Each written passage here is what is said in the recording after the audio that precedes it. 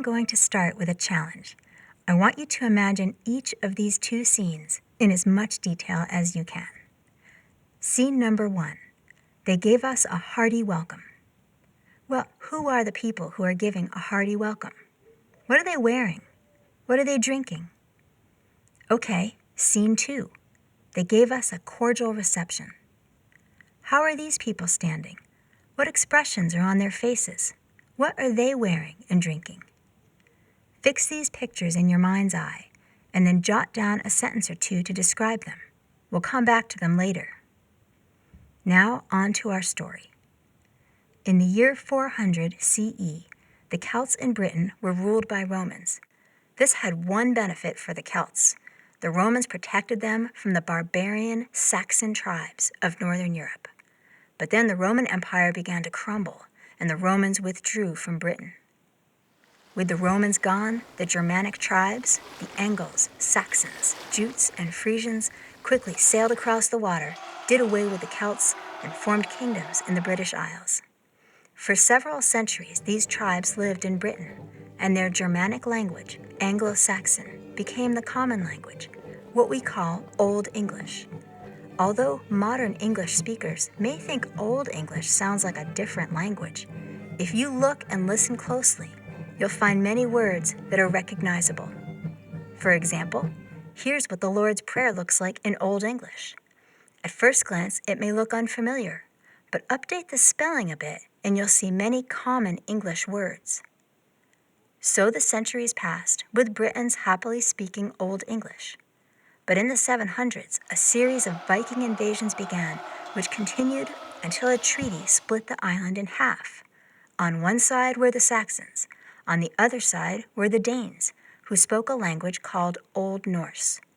As Saxons fell in love with their cute Danish neighbors and marriages blurred the boundaries, Old Norse mixed with Old English, and many Old Norse words, like freckle, leg, root, skin, and want, are still a part of our language.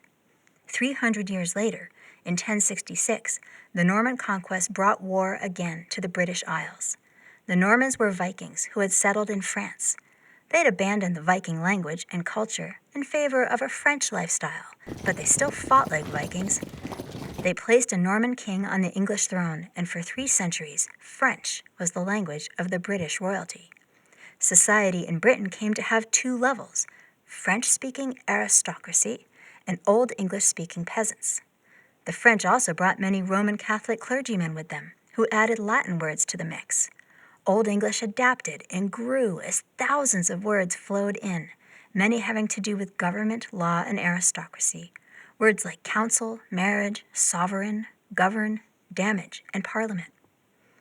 As the language expanded, English speakers quickly realized what to do if they wanted to sound sophisticated.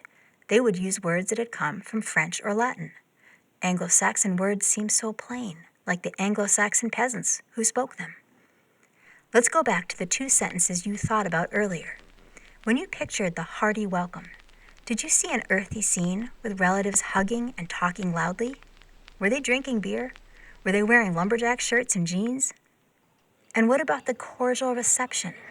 I bet you pictured a far more classy and refined crowd, blazers and skirts, wine and caviar.